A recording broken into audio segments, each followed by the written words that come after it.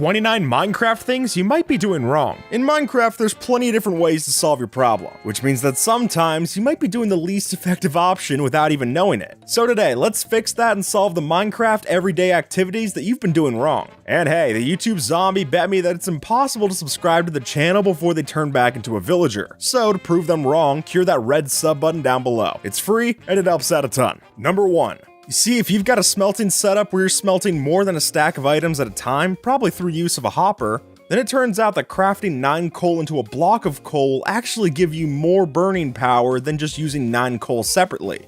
You see, when you craft it into a block, now it does the equivalent of 10 coal smelts.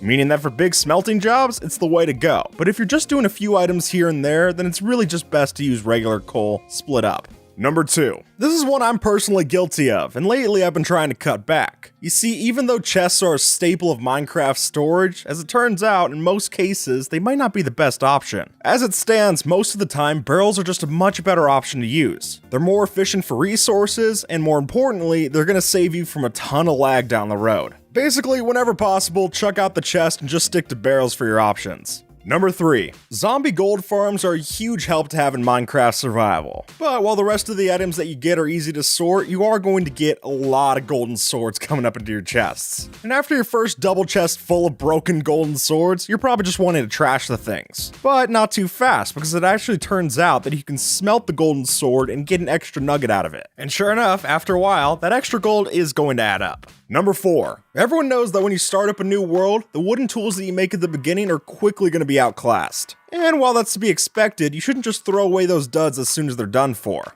You see, when you're starting out, any resources that you have are a hot commodity. If you're not using your mostly broken wooden tools to smelt up other things in a furnace, then you're doing it wrong. And plus, it's a bit more of a sentimental send-off than just throwing the things into a ditch. Number 5. When digging a staircase in Minecraft, I think a lot of us tend to think a little too short-term. Because sure, mining a 2-block tall staircase on the way down to the mines is fine, but as soon as you try to get back up that staircase, you're going to hit your head on every single one of those ceiling blocks. You don't have to do anything fancy, just an extra block or two can make it way less painful to go down into your mines. Trust me, your noggin will thank you for it. Number 6. Now I get it, math isn't on any of our priority lists, but sometimes when you manage to crunch the numbers, you can actually save yourself some resources. For example, if you're ever going about just smelting 1 log as fuel, you're doing it wrong. If you just turn that 1 log in a crafting table into 4 planks, now all of a sudden you're doing a 4 times return on what you would normally smelt. And plus, it's just fun to get quadruple the results for minimal effort. Number 7. Nether gold has gained a lot of popularity for its use in piglin bartering. So if you're trying to round up some more cash to make it rain on Porky Pig, then this is definitely the best way to go about it. You see, when you mine nether gold ore with a fortune pickaxe, you're just gonna get a handful of nuggets. Instead, you should always use silk touch on this ore and then smelt the ore down for a single ingot. So you can just trade this directly to the piglins and walk away with your rewards, simple as that.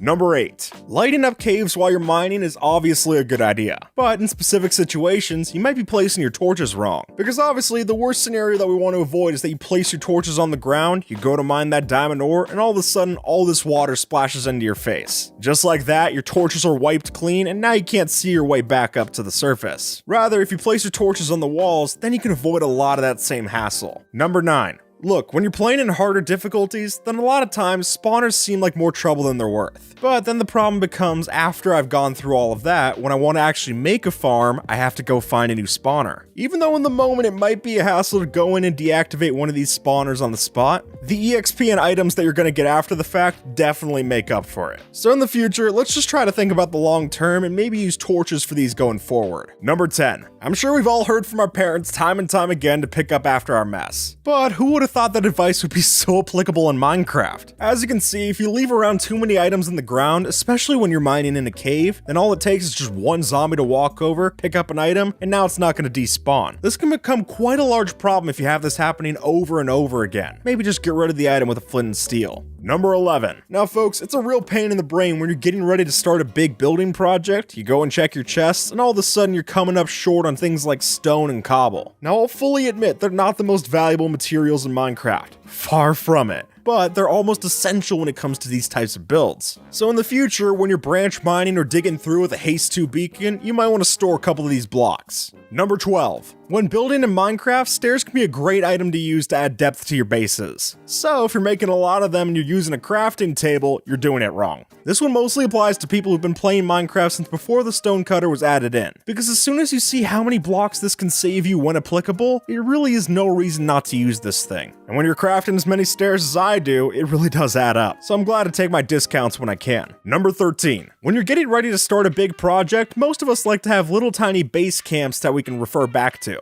Most of the time, there's nothing too complex going on here. We got temporary storage and crafting setups and the like. But a key reminder to everyone who does this, as soon as you're done with the project, remember to take those out. Trust me, nothing quite takes away from the sight of your cool new build like having to see a little toolkit left around. Number 14. Few things in Minecraft are quite as much of an eyesore as a creeper hole. Look, it happens. Sometimes when you're fighting that creeper, it's just gotta explode. But even though that's a completely understandable mistake, you don't need to go leaving around the evidence everywhere. Everyone who's played on a multiplayer server knows one person who doesn't take the time to fill in creeper holes, or worse, doesn't even fill them in correctly. Just clean up the job and don't let the creepers get the best of your world. Number 15. Villages can be one of the most helpful resources in Minecraft, which is all the more reason that you should never be hanging around one without sleeping. I don't care if most of the time it turns out alright, because every time that you hit midnight, you have a 10% chance of spawning a zombie siege. And folks, it only takes one of those to completely ruin your population. Really, let's be honest, there's beds everywhere in a village. If you're not using one of those to sleep, then you just gotta get out of town. Number 16. When you first start up at Minecraft World, it's not hard to find trees as far as the eye can see. And while that feeling might make you think that you can get away with taking out a couple of them without replanting, it only takes a few repeats of that process before your base starts to look barren. Which is why, obviously, the best way to go about it is to be your team tree's self and replant every single tree that you chop down. And best yet, this is sure to keep you on Mother Nature's good side. Number 17. When you start trying to work your way through the villager trading market, then you definitely gotta be looking out for this. Because sure, it's definitely cool to reroll your villager constantly to try and get the best one. But if you don't convert the villager to a zombie and then change it back right after, then you're just wasting some good trades. If you're not looking to get the hero of the village effect all the time, this is definitely a way to save a couple of your emeralds on your next book. Number 18. You see, while it is possible to shear a white sheep and then take its wool with a dye in the crafting table to craft a new colored wool, for that same one dye, you could change the wool color of another sheep, and now every single shear that you do is going to give you that new wool. All it takes is one round of shearing and you're already saving yourself some dye. Which, if you're not exactly full up on magenta or whatever, is definitely a helpful cause. Number 19. While most players know to use critical hits in PvP, they still can do a fair amount of damage when you're doing it just against mobs. For example, take this pillager mob. If we use a netherite sword normally, we can kill the thing in 3 hits. But if we use critical stabs instead, then we're getting the job done in 2. Just like that, you'll be saving yourself time and durability, which are both things I think we'd all love to have. Number 20. Laying out a redstone contraption can be tough work, and nothing kills the pride of putting in all that hard work just to have it be broken because you placed it on a regular ground block. You see, if you're doing your redstone on a naturally occurring block, then it's just going to be a recipe for confusion. So instead, just color code your contraption, which in turn makes the redstone even easier to fix, as now you can just look at one part instead of the whole thing. Number 21. Brewing up potions can sometimes feel like a chore. However, there are some situations where you just gotta bring one of these pals along. For example, if you're someone who in the overworld always carries around a water bucket in their hotbar, then when you go to the nether, you should always change that out for a fire resistance potion. Knowing what potion to bring and when can be a huge help when you're going around your Minecraft world.